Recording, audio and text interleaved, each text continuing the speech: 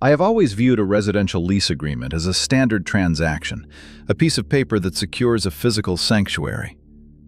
When I decided to sublet the spare bedroom of my ground-floor apartment in Seattle, my screening process was highly analytical. The applicant, who introduced himself as a medical equipment technician, provided impeccable references, a verified employment history, and a flawless background check. His arrival was quiet, marked only by the methodical unpacking of 3 identical black duffel bags. In retrospect, the absolute absence of personal artifacts, no photographs, no books, no items of sentimental value, should have been the first quantifiable anomaly in his profile. The initial weeks were defined by extreme, almost clinical order. He operated on a strict, predictable schedule, navigating the shared spaces with minimal disruption. However, my perception of normalcy began to degrade when I observed subtle, highly specific modifications to our shared environment. He requested permission to install heavy, velvet-lined curtains over the living room and hallway windows, citing a history of chronic ocular migraines and a need for absolute darkness. I agreed, attributing the request to a valid medical necessity. It was only weeks later, during a routine inspection of the fabric, that I realized the curtains were not standard blackout drapes. They were industrial-grade acoustic dampening panels, the type utilized in soundproofing recording studios to absorb and neutralize high-decibel frequencies. He was not attempting to block out the streetlights. He was systematically soundproofing the interior of the apartment. The environmental alterations soon progressed from cosmetic to structural. The apartment utilized older sash windows, which I frequently kept open for cross-ventilation.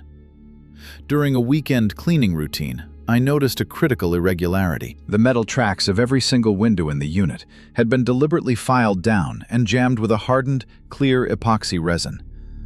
The windows could now only be raised a maximum of 2 inches, a dimension entirely insufficient for a human body to pass through. When I inquired about the maintenance, he offered a calm, measured explanation regarding winter insulation preparation and the mitigation of cold drafts. The logic was entirely plausible on the surface, but the precision and permanence of the application felt fundamentally predatory. Furthermore, the digital infrastructure of the apartment was compromised. I noticed severe latency in my internet connection and discovered that the primary router had been relocated from the central living area into his locked bedroom. He claimed the repositioning was necessary to hardwire his specialized medical diagnostic equipment. In reality, he had established a physical choke point over the apartment's communication network, granting him the capability to sever Wi-Fi and cellular routing protocols at his discretion. The definitive breach of trust, however, occurred at the primary entry point. I returned home unexpectedly early from a business trip due to a severe weather cancellation. Inserting my key into the front door deadbolt, I encountered an unusual mechanical resistance. The internal cylinder had been entirely replaced. Once inside the apartment, I examined the interior mechanism. The standard thumb-turn latch, standard in all residential units for immediate egress, had been removed. In its place was a double-cylinder deadbolt, requiring a physical key to unlock from the inside. In the event of a fire or any emergency requiring immediate evacuation, exiting the apartment without his specific key would be physically impossible. The apartment had been methodically converted from a residential sanctuary into a containment unit. Panic is an inefficient and often fatal response to calculated aggression. I sat in the center of the living room and engaged in a rigorous threat assessment.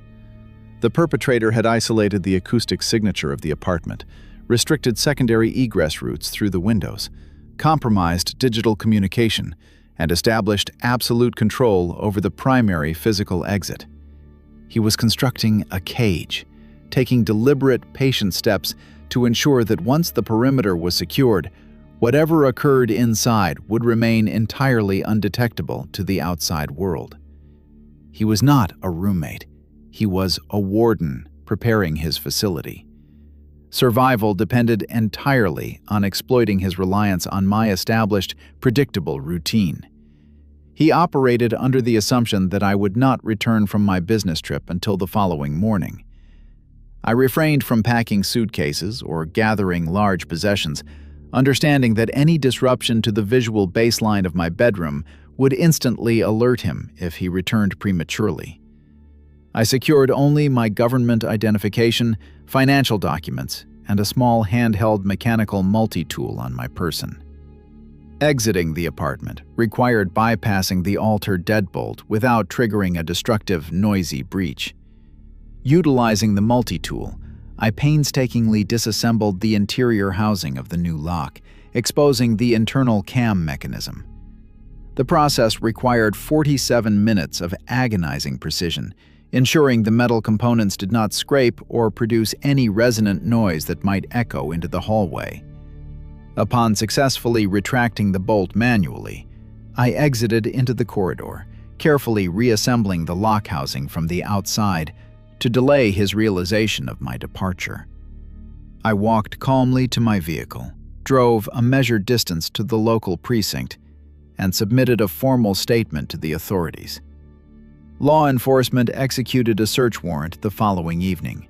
The individual had already vacated the premises, leaving behind a sterile environment devoid of biological evidence. Subsequent forensic analysis of his bedroom revealed the true extent of his preparations. Hidden beneath the floorboards were specialized medical restraints, surgical sedatives, and a sophisticated chemical filtration mask.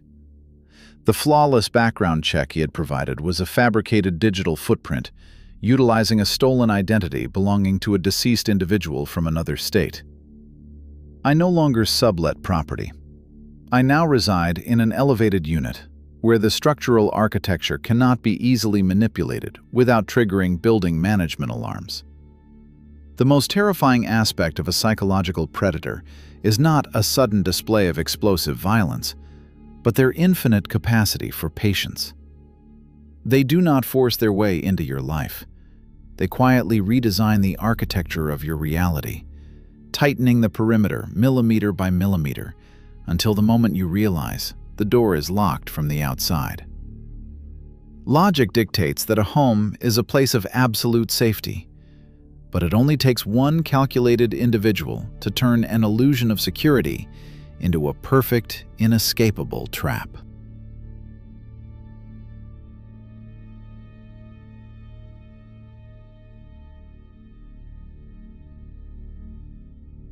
I have always operated under the assumption that security is a measurable metric, a quantifiable state achieved through layered defensive protocols.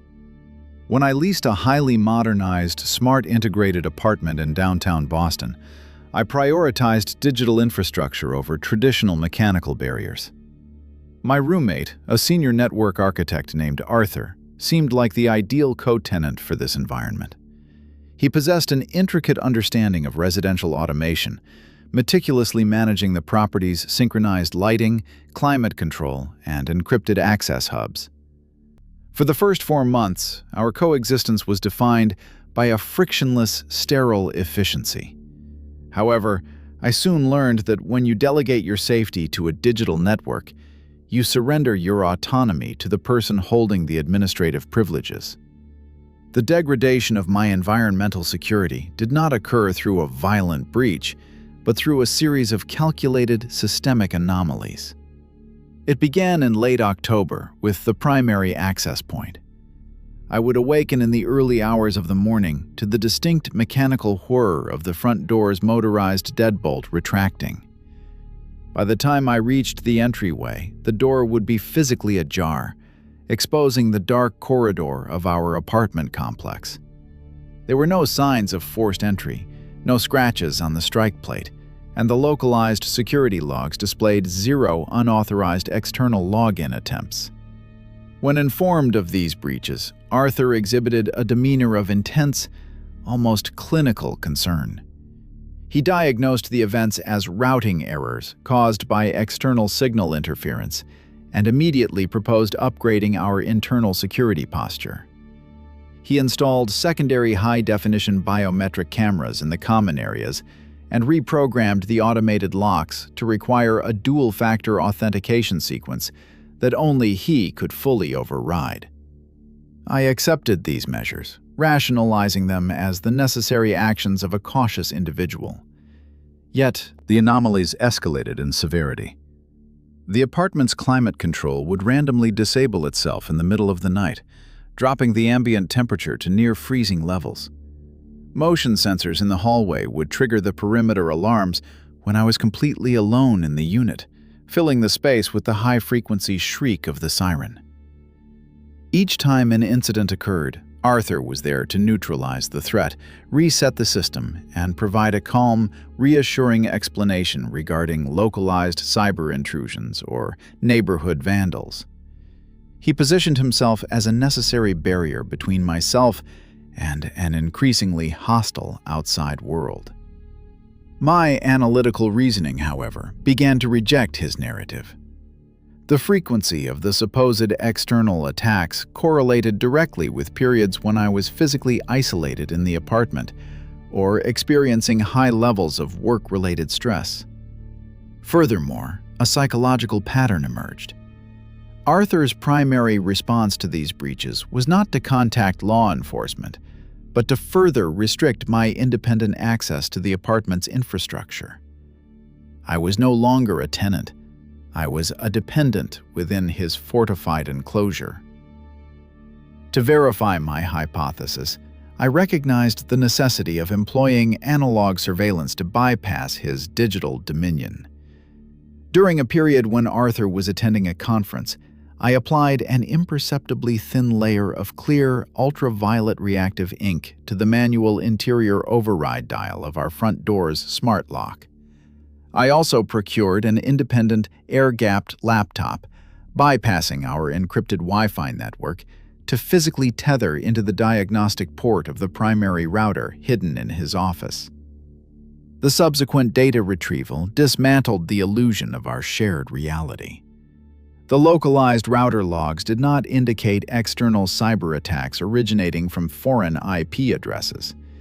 Instead, the logs revealed a consistent pattern of scheduled, automated commands originating from a secondary, hidden subnet. The commands to retract the deadbolt, trigger the alarms, and disable the heating were all executed from Arthur's personal workstation, timed meticulously to coincide with my deep sleep cycles. The physical evidence corroborated the digital footprint. Using a portable ultraviolet light on the front door, I found the reactive ink heavily smeared across the manual override dial, coated with Arthur's distinct fingerprints. No one was hacking our apartment from the outside. Arthur was manually unlocking the door from the inside while I slept, returning to his room, and remotely triggering the alarms to simulate a breach. He was orchestrating a prolonged campaign of psychological manipulation, known as a manufactured crisis. By simulating a continuous threat environment, he was systematically breaking down my psychological resilience, fostering a deep-seated trauma bond. He engineered the danger solely so he could present himself as the indispensable savior, trapping me in a cycle of dependency and manufactured gratitude. Confronting a network architect within an environment he entirely controls is a tactical error. He possessed the capability to instantly lock every egress point, disable my communication devices through targeted network jamming, and trap me within the reinforced walls of the unit. Survival required absolute operational security. I maintained my daily routine for 3 agonizing days, feigning total ignorance and expressing continued gratitude for his protective measures. I executed my departure on a Tuesday afternoon, during his standard operational hours at his corporate office. I did not utilize my cellular device to coordinate the move, nor did I pack any electronics connected to his network. I extracted only essential physical documents and clothing, exiting the building through the subterranean maintenance stairwell to avoid the facial recognition cameras he had installed in the primary lobby. I currently reside in an older, analog-dependent building where security is maintained by heavy brass keys and physical deadbolts. The authorities were unable to pursue criminal charges against Arthur, Manipulating one's own least smart home system does not easily meet the statutory definition of a physical assault or stalking, especially when the perpetrator controls the digital evidence. The modern world conditions us to fear the stranger hiding in the shadows, the violent intruder attempting to shatter the glass. But the most sophisticated predators do not need to break down your door. They simply convince you to hand them the administrative rights to your life, meticulously engineering a prison out of your own desire for safety, until you are thanking them for locking the cage.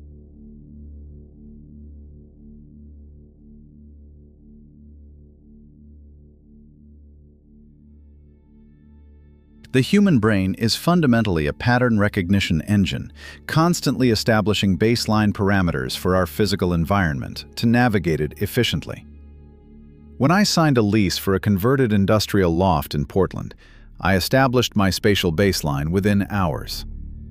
My co-tenant, a forensic structural miniaturist named Silas, was a man entirely governed by precise measurements. His profession involved constructing hyper-realistic, small-scale dioramas of crime scenes for judicial review and police training academies. The sterile, meticulous nature of his work suggested a roommate who would respect boundaries and physical order.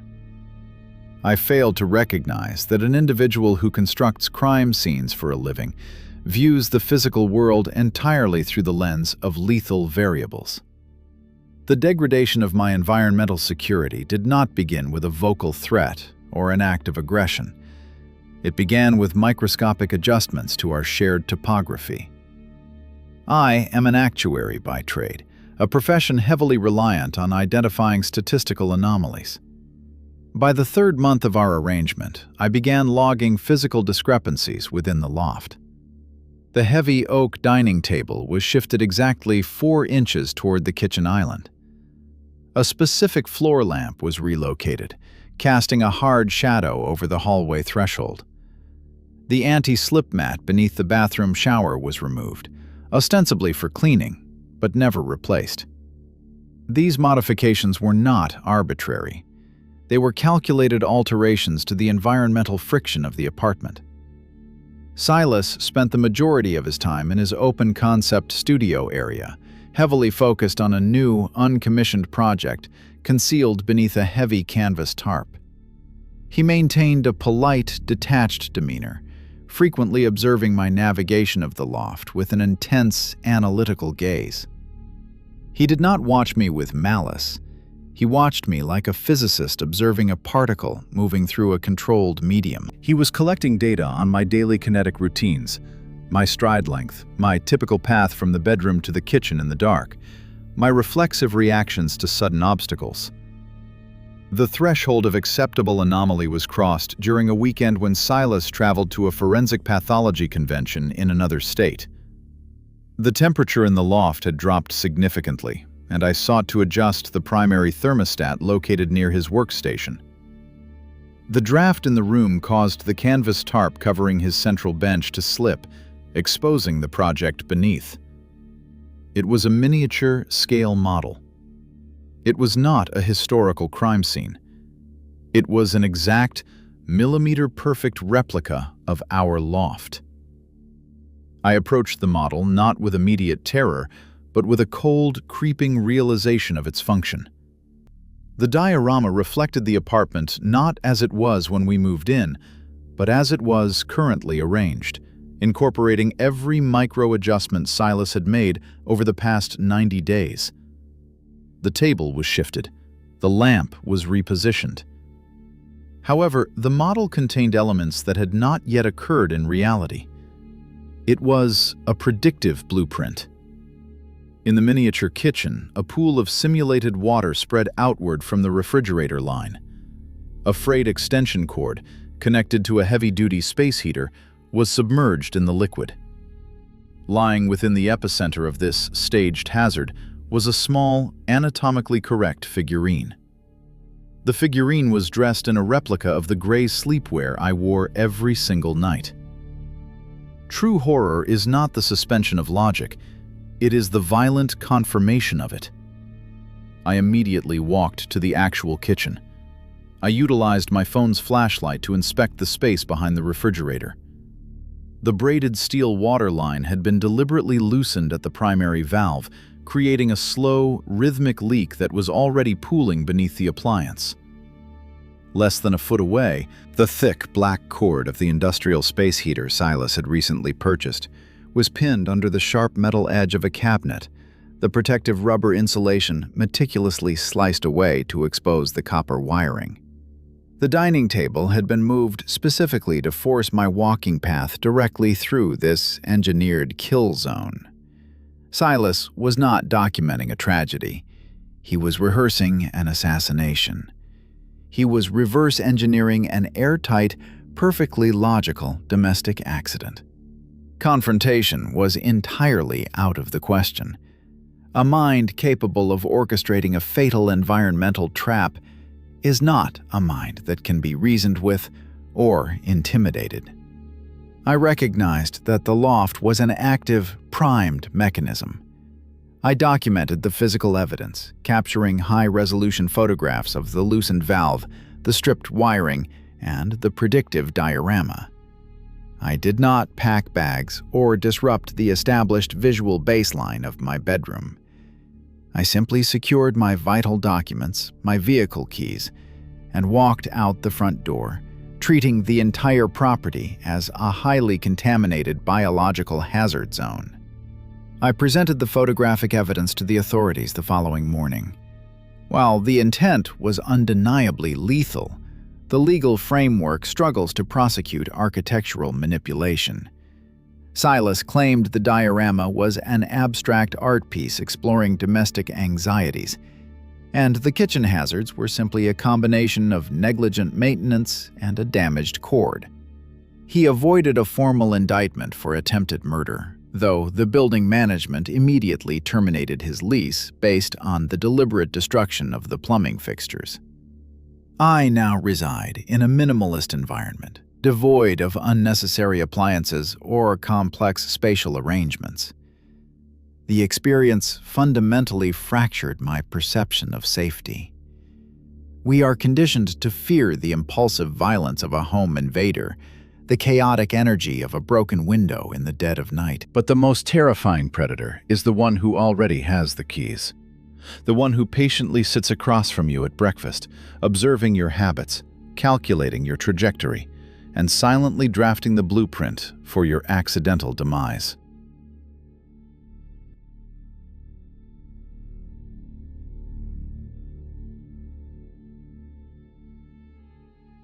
I have always been a person who relies on rigid physical structures. That is why I chose this apartment, a reinforced concrete block with an older industrial-grade stainless steel ventilation system. In my technical mind, I assumed that steel beams and thick layers of drywall were the absolute boundaries of privacy. But over the last 3 months, that very system was exploited to systematically dismantle my perception of reality. It began with minor mechanical anomalies. I would often hear the sound of light friction, like a page being turned inches from my ear while I was working in absolute silence. Then came the whispers. Initially, I performed a simple logical analysis. Sound travels through pipes from the adjacent unit, 3B. However, the situation quickly bypassed the threshold of coincidence when the voice began to address me by name and narrate the exact actions I had just performed. There were instances where the voice, rasping through the vent, would remind me that I had forgotten to close the microwave or comment on the specific color of the tie I was holding. In a sealed room with a locked door and a concealed vent, the ability of a stranger to observe and react in real time is a severe security breach. Yet, instead of blind panic, I fell into a state of extreme self-doubt, a calculated form of psychological gaslighting designed by the perpetrator. Whenever I attempted to find physical evidence, the voice shifted tactics. It leveraged the logic of exhaustion, convincing me that I was hallucinating due to stress. Even when I installed surveillance cameras, the devices were mysteriously powered down by the next morning, accompanied by a whispered mockery of my helplessness. I decided to stop trusting my senses and start trusting the data. I gained unauthorized access to the building's utility management system and discovered a technical impossibility. Unit 3B was officially vacant, yet its electricity consumption was equivalent to an active household. This was the first physical evidence confirming the existence of a living entity behind the wall. Instead of inspecting the vent, where the perpetrator held the auditory advantage, I used an industrial-grade contact microphone pressed directly against the wall. The result was a chilling display of technical orchestration. I heard the rhythmic clicking of a keyboard, and then my own voice, processed through a digital interface.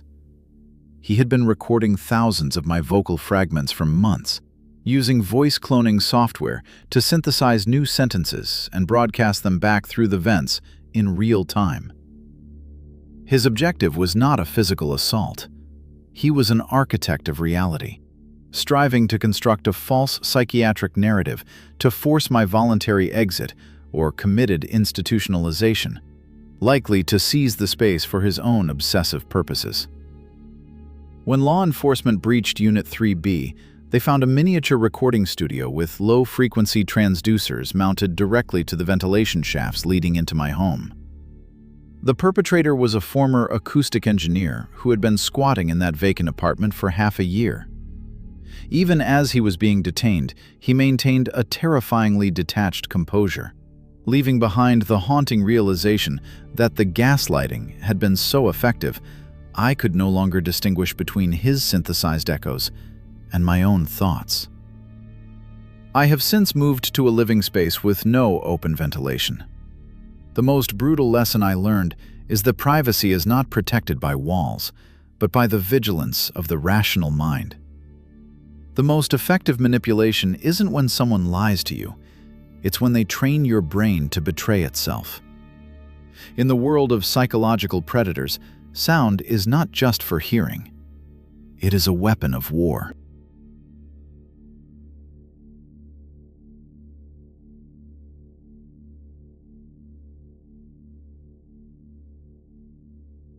I used to think babysitting was simply about preventing kids from hurting themselves or managing the occasional bedtime tantrum. I worked in childcare for nearly 4 years and considered myself highly capable. However, a single night at the Miller residence completely shattered my sense of security. And I am sharing this because people need to understand how easily a child's innocence can be weaponized against them.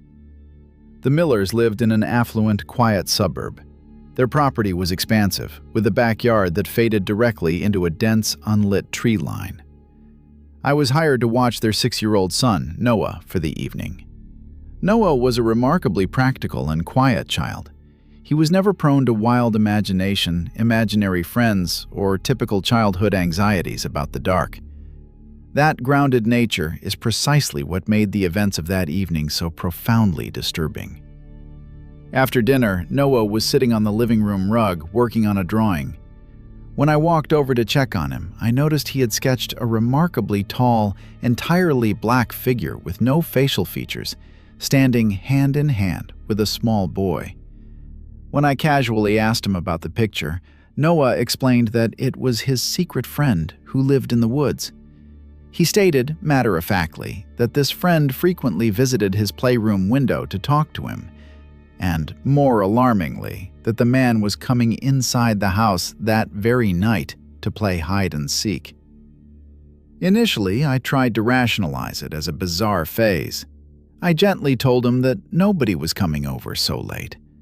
But Noah's response immediately dissolved any logical comfort I had. He explained that his friend had explicitly warned him that adults wouldn't believe him.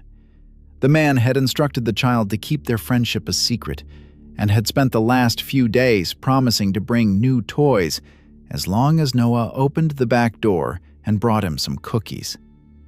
This was not the scattered, random logic of a toddler. This was textbook psychological grooming. An adult was actively manipulating a vulnerable child, creating a secret bond to divide his trust. A deep, freezing panic set in. I told Noah to stay exactly where he was on the rug, while I went to check the perimeter of the house. When I reached the kitchen and checked the sliding glass patio door, my stomach dropped. The primary latch had already been flipped open from the inside. The only reason the door remained shut was because the homeowners used a heavy metal security bar in the floor track, a safeguard that Noah simply lacked the physical strength to lift. I immediately secured the latch, closed the heavy curtains, and hurried back to the living room. The rug was empty. I frantically searched the first floor, eventually noticing the door to the dark laundry room was wide open. This room featured a side door leading directly out to the edge of the woods, secured only by a simple deadbolt. I found Noah standing there in the dark. He was on his tiptoes, holding a small plate of snacks in one hand, while his other hand was reaching up, fingers just grazing the lock. I rushed forward and grabbed him by the waist to pull him back. As I did, my eyes locked onto the frosted glass of the side door. There was a massive silhouette standing on the other side, pressed so tightly against the frame that the condensation from their breath was fogging the bottom pane of the glass. The intruder had realized the main sliding door was blocked and had silently redirected the child to the much easier side entrance, waiting patiently for the lock to turn. Realizing I had intervened, the figure struck the glass violently in frustration before turning and sprinting away into the darkness of the woods. I immediately carried Noah into a windowless bathroom, locked the heavy door, and contacted the police. The authorities arrived within minutes. Their sweep of the property revealed a deeply unsettling scene, directly beneath the child's playroom window. The mud was heavily trampled with large boot prints littered with dozens of cigarette butts and discarded candy wrappers. This person had not simply stumbled upon the house. He had spent weeks patiently lurking in the tree line, studying the family's routines, and talking to the child through the glass whenever he was left alone to play. He had methodically brainwashed a little boy with sweet promises, convincing him to willingly dismantle the home's security from the inside out. The most terrifying truth I had to process that night wasn't just that an intruder tried to break in, but that his victim was happily prepared to welcome him inside.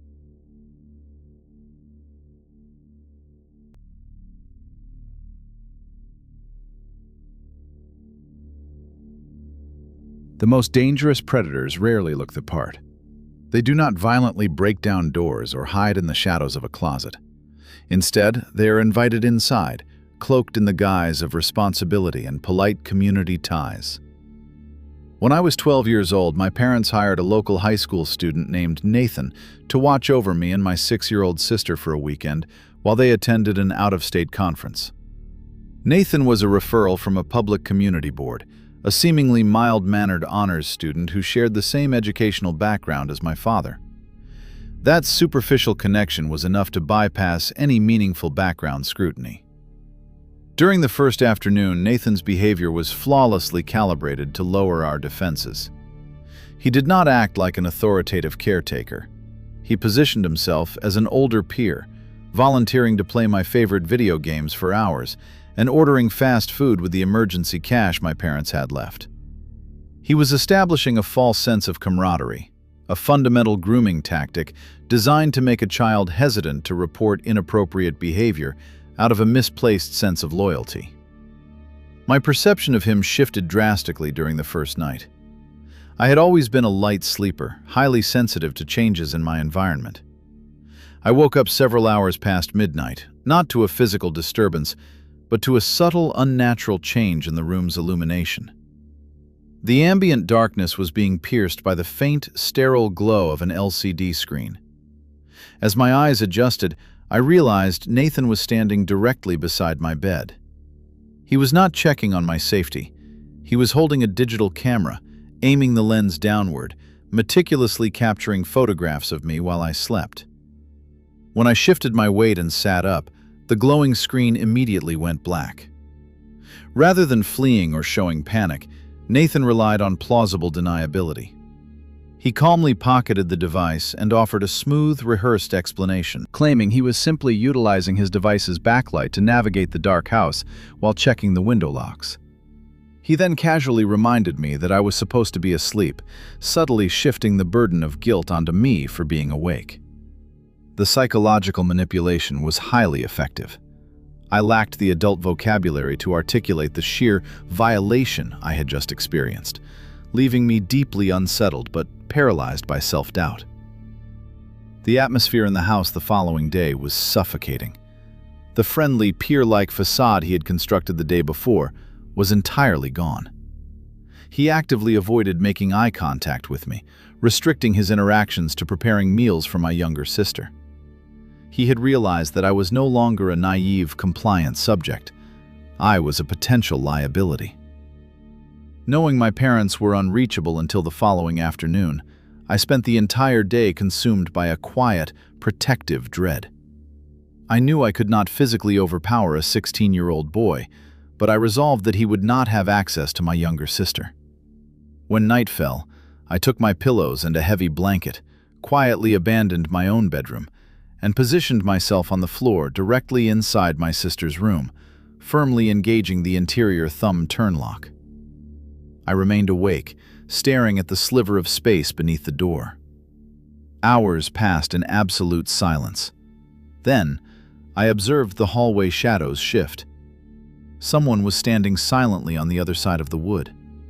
The doorknob slowly and deliberately rotated until the latch caught against the locked mechanism. Realizing the door was secured, the person on the other side did not knock. They did not announce themselves or ask if everything was all right. Instead, I observed the mechanical manipulation of a rigid wire being guided into the exterior emergency release hole of the doorknob. Nathan was systematically attempting to bypass the interior privacy lock. I immediately stood up, pressed my body weight against the door, and tightly gripped the interior lock to prevent it from turning, making my presence undeniably known. I firmly announced through the barrier that I was fully awake, positioned right next to the bedroom window, and entirely prepared to alert the neighboring houses if he did not step away from the frame. The silence that followed was heavy and absolute. He did not attempt to offer another rehearsed excuse. The mask had completely slipped. He lingered in the hallway for several agonizing minutes before I finally saw the shadow recede from beneath the doorframe. I remained sitting against that door, my hand still gripping the lock, until the sun came up and my parents returned home. Nathan departed the property mere minutes after my parents walked through the front door, exchanging polite pleasantries and collecting his payment before swiftly driving away. When my parents inquired why I had slept on my sister's floor, a profound wave of childhood shame and confusion overwhelmed me. The grooming had worked perfectly. I felt a bizarre, irrational fear that I would be blamed for the tension, so I offered a meaningless excuse about a bad dream. I never disclosed the reality of that weekend to them. It is a decision that haunts my conscience as an adult. I now fully understand that Nathan was not a clumsy teenager making a mistake. He was a methodical digital predator, collecting illicit material, utilizing our home as a hunting ground. The most chilling realization is not what he attempted to do in our house, but the absolute certainty that, because of my silence, he undoubtedly moved on to another family who trusted his polite smile.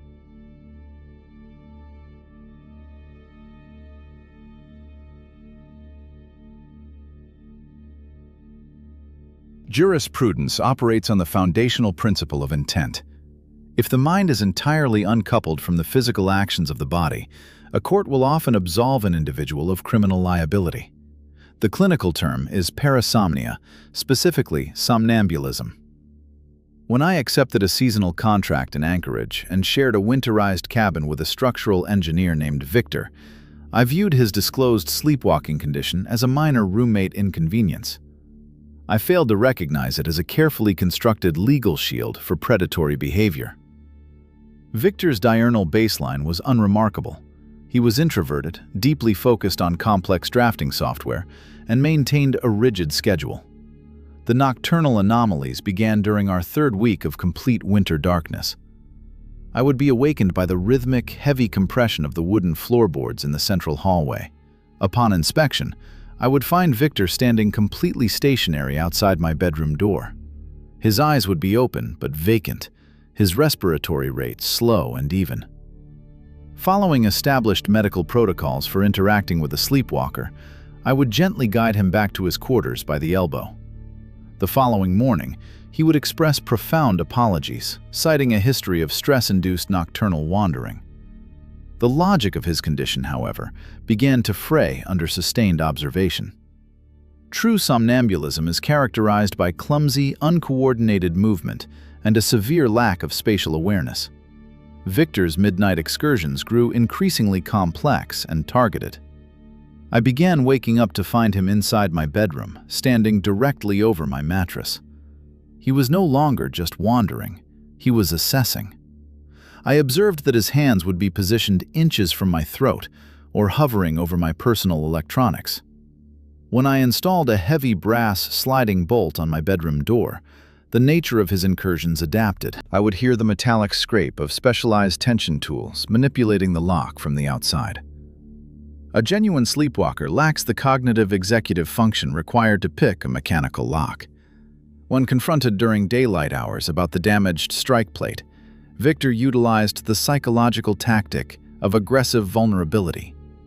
He claimed that extreme parasomnia could manifest as automated complex tasks, referencing obscure neurological studies to validate his actions. He positioned himself as a victim of his own malfunctioning neurology, effectively shifting the burden of accommodation entirely onto me. I required empirical data to separate a medical anomaly from a conscious threat. I designed a sensory and spatial trap that an unconscious mind could not successfully navigate. Before retiring for the evening, I strategically placed a matrix of small, inverted adhesive strips and distinct, high-friction geometric objects across the threshold of my doorway and the surrounding floor. A true sleepwalker would inevitably trigger a tactile disruption or stumble. At 2:14 a.m., the manipulation of my door lock commenced. I remained motionless in bed, observing through the ambient light filtering through the frost-covered window. The door swung open, and Victor crossed the threshold. He did not stumble. He executed a flawless, asymmetrical sequence of steps, maneuvering his weight perfectly to avoid every single obstacle I had placed on the floor. An unconscious brain cannot process and evade novel, unmapped physical hazards in near-total darkness. As he stood over my bed, I maintained a measured, slow respiratory rhythm, feigning deep sleep. In that proximity, I could observe his ocular responses. His eyes were not vacant. His pupils were rapidly tracking my chest movements, scanning for signs of wakefulness. He was fully conscious, utilizing the performance of a sleepwalker to desensitize me to his physical presence in my most vulnerable state. He was probing my defensive perimeter, calculating my reaction times, and establishing a precedent of innocence. If he were to eventually cross the threshold into fatal violence, his defense was already established. A tragic, involuntary episode of extreme somnambulism. Confronting a conscious predator who is mimicking an unconscious state is a severe tactical error. It provides them with the immediate opportunity to feign a sudden, disoriented awakening, allowing them to react with confused violence while maintaining their alibi. I waited for exactly 22 minutes until he retreated to his room. I did not alter the placement of the floor traps. I dressed in thermal layers, secured my vehicle keys, and exited the cabin through the secondary utility window in the laundry room to avoid crossing his line of sight. I drove directly to the local precinct and filed a detailed report, though the authorities could do little beyond documenting a trespassing complaint. Victor had committed no overt act of violence, and his medical history provided an impregnable layer of plausible deniability. I broke the lease the next day and relocated to a secure facility. The modern narrative of danger conditions us to fear the calculating mastermind hiding in the shadows or the chaotic intruder shattering the glass. But the most terrifying archetype is the predator who operates in plain sight, utilizing the clinical language of vulnerability and disease to map the architecture of your demise, all while ensuring that the law will view them not as a monster, but as a tragic victim of their own biology.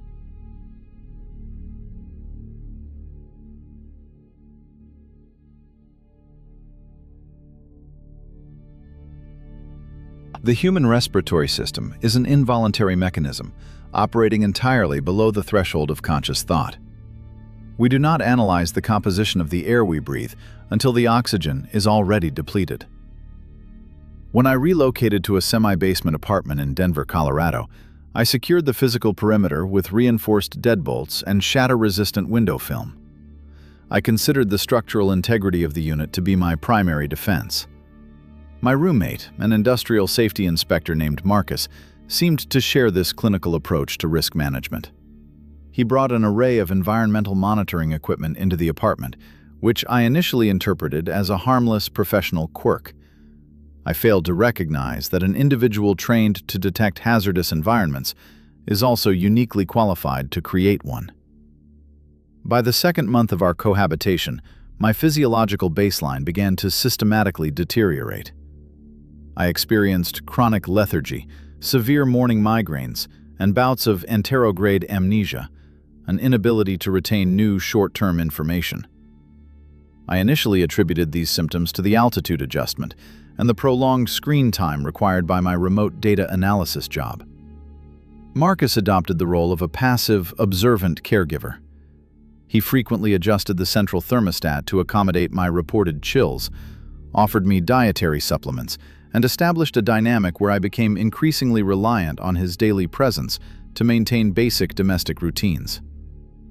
The anomaly that shattered this illusion was not a sudden noise or a misplaced object, but a botanical discrepancy.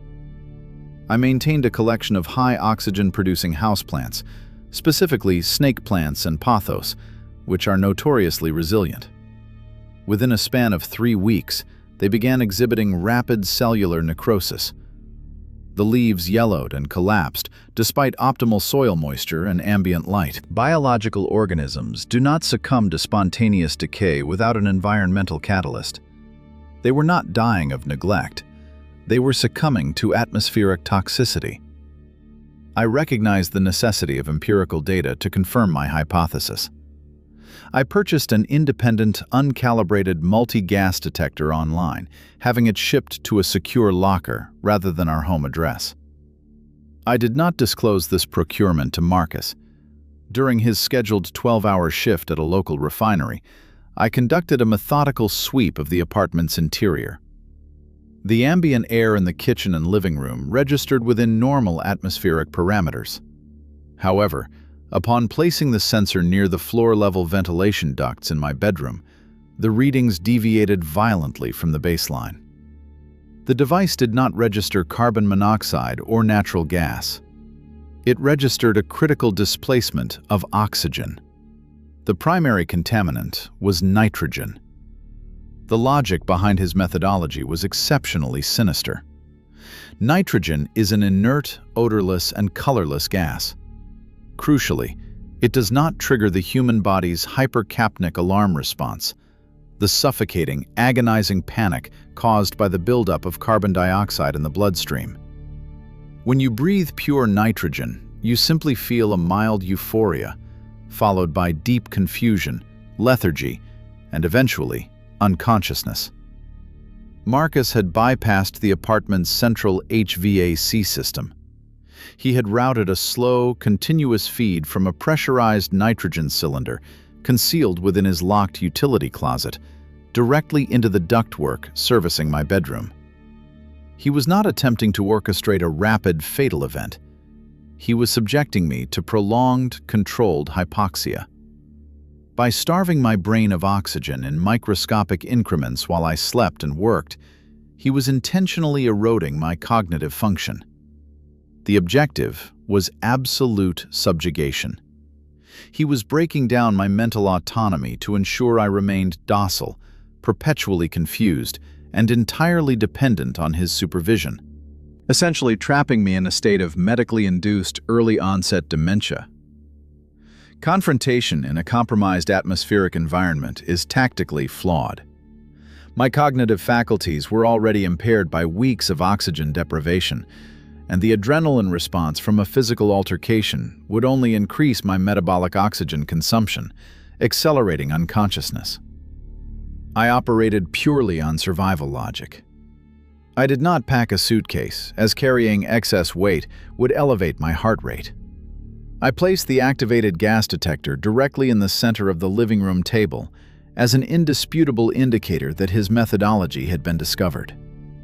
I exited the apartment, drove immediately to a local emergency room, and requested a comprehensive blood gas analysis. The medical staff documented a dangerously low oxygen saturation level that could not be explained by asthma or altitude sickness. The authorities executed a wellness check on the property the following morning. Marcus had already disconnected the apparatus, removed the cylinders, and vacated the premises. The legal framework surrounding environmental tampering is notoriously difficult to prosecute without the physical delivery system intact. His defense, had he been located, would likely have relied on a fabricated narrative involving an accidental leak from his professional calibration equipment. I currently reside in an elevated high-rise apartment characterized by continuous natural cross-ventilation. I keep the windows open regardless of the external temperature. The experience instilled in me a permanent, hyper-vigilant awareness of my physical environment. We exhaust our resources securing our doors against external physical threats, ignoring the reality that true vulnerability lies in the invisible elements we consume automatically. The most efficient predator does not require a weapon or physical force. They simply alter the composition of the atmosphere, waiting patiently for your brain to forget how to survive.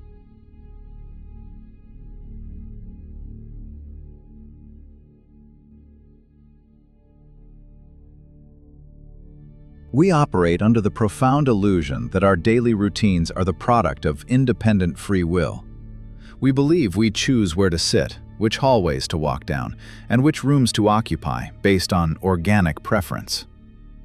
When I secured a lease for a massive, historic 4-bedroom Victorian home in Savannah, Georgia, I anticipated utilizing the entire property. To offset the exorbitant rent, I brought in a co-tenant, a behavioral research candidate named Julian. He was impeccably organized, quiet, and primarily confined himself to the sprawling east wing of the estate. I assumed we had simply found a natural, frictionless balance of domestic boundaries. I did not realize that I was not a roommate, but a subject in a highly controlled environment, being actively herded by an expert in operant conditioning. The restriction of my physical autonomy did not happen overnight.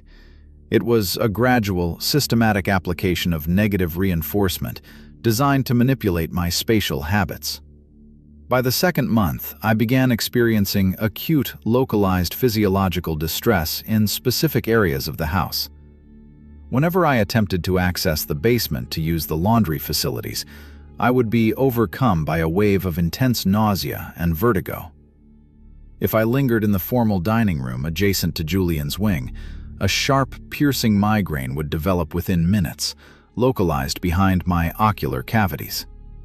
When I mentioned these symptoms, Julian adopted a posture of sympathetic rationality. He attributed the basement nausea to the natural off-gassing of the century-old foundation and black mold, suggesting we hire a professional remediation crew eventually. He blamed the dining room migraines on the flickering frequency of the antique chandelier bulbs. His explanations were scientifically plausible, seamlessly providing a logical justification for my physical discomfort. Consequently, my brain subconsciously learned to avoid those zones, to avoid the pain. The anomaly was revealed not by intuition, but by biometric data. As a software developer, I habitually wear a sophisticated smartwatch that tracks my cardiovascular metrics and generates a daily spatial heat map of my movements. During a routine review of my quarterly health data, I noticed a terrifying architectural pattern. Over the span of 4 months, the heat map of my physical footprint had shrunk by nearly 80%. I was no longer navigating the house. I was moving in a rigid, straight line, from the front door to the kitchen to my isolated bedroom in the West Wing. The rest of the property was entirely devoid of my presence. My behavior had been successfully shaped. I had been corralled. Recognizing that my physiological aversions were artificially induced, I engaged in a rigorous threat assessment. Biological distress triggered by specific locations indicated the presence of localized deterrents. During a weekend when Julian was attending a university seminar, I prepared to breach the conditioned perimeter. I equipped myself with industrial noise-canceling earmuffs and a high-grade particulate respirator, effectively neutralizing potential auditory and chemical attacks on my sensory systems. My initial objective was the formal dining room. As I crossed the threshold with my auditory protection secured, I felt a vibration in my jawbone, but no migraine. A visual sweep of the room revealed the source: a series of compact, high-frequency directional acoustic emitters concealed behind the heavy drapes, angled precisely at head height toward the doorway. They were emitting a frequency just beyond the range of conscious human hearing, designed specifically to induce severe vestibular disorientation and vascular headaches. The basement yielded a more insidious discovery. The nausea was not caused by mold. Taped beneath the floor joists near the staircase was a slow-release chemical dispersal unit, emitting a highly concentrated synthetic odorant. It was a specialized compound used in industrial settings to deter wildlife, formulated to trigger an involuntary biological revulsion in mammals, without causing permanent tissue damage. Julian was not studying me for an academic thesis. He was securing the perimeter for an illicit enterprise. With my movements successfully restricted to a tiny fraction of the house, I bypassed the heavy padlock on the door leading to his east wing. The entire wing had been converted into a high-yield, automated cultivation and chemical extraction laboratory.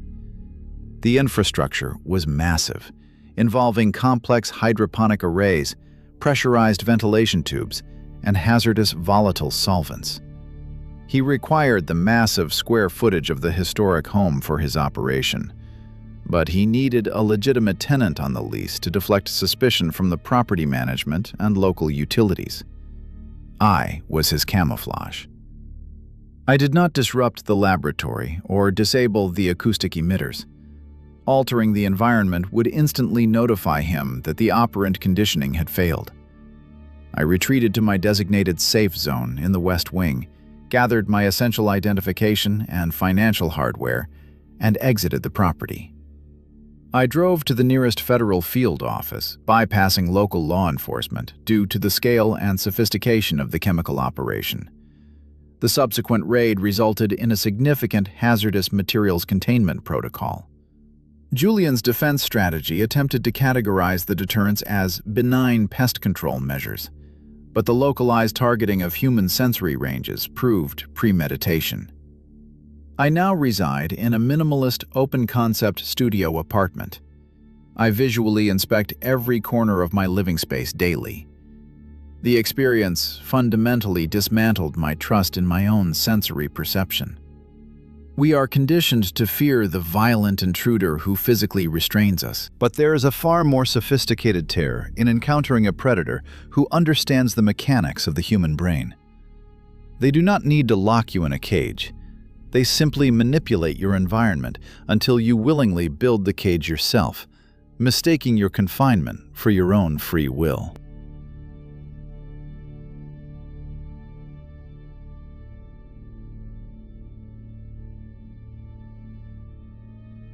Working in private childcare during my early 20s taught me that parents often possess a dangerous blind spot regarding their children's anxieties. They are quick to dismiss legitimate environmental observations as mere childhood imagination, a psychological coping mechanism that allows them to maintain the illusion of a perfectly secure home. This oversight nearly cost a family their lives during a weekend job I accepted in a sparsely populated, affluent rural community. The clients were an older couple who had recently adopted two young brothers, ages 5 and 10. Their property was situated at the end of a long, unpaved private road, bordered by acres of dense, unlit pine forest. Before departing for a 2-day retreat, the parents provided me with a highly detailed schedule and a written list of household quirks. At the very bottom of the page, almost as an afterthought, they noted that the youngest boy frequently complained about someone touching his bedroom window at night. The parents explicitly instructed me to ignore this, attributing the issue to seasonal winds blowing heavy tree branches against the siding, or perhaps raccoons foraging near the foundation. The first evening progressed without incident. I guided the boys through their bedtime routine, ensuring all ground floor windows were physically locked before turning off the hallway lights. I settled into the living room to study, keeping the house entirely dark, save for a small, shielded reading lamp. Shortly after midnight, my concentration was broken by a faint, rhythmic friction vibrating through the drywall. It was emanating directly from the youngest boy's bedroom. Recalling the parents' note, my initial reaction was to dismiss it as wildlife. However, having grown up in a heavily wooded area myself, I understood the chaotic, unpredictable nature of animal activity. This vibration was different. It possessed a measured, deliberate consistency that felt undeniably human. I set my book aside and walked silently down the hallway. I did not turn on any overhead lights, knowing that illuminating the interior would turn the windows into two-way mirrors, making me completely visible to the outside, while blinding me to the darkness. I entered the child's room, staying low to the floor, and verified that he was deeply asleep. The window in his room was a large, modern pane situated low to the ground, covered by heavy blackout curtains. Instead of approaching the glass directly, I positioned myself flat against the adjacent wall.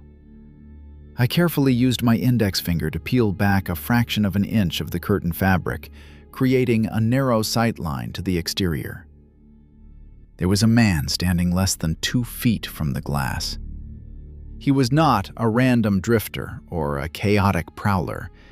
He was dressed entirely in matte, dark clothing, wearing a low-profile tactical vest and dark gloves.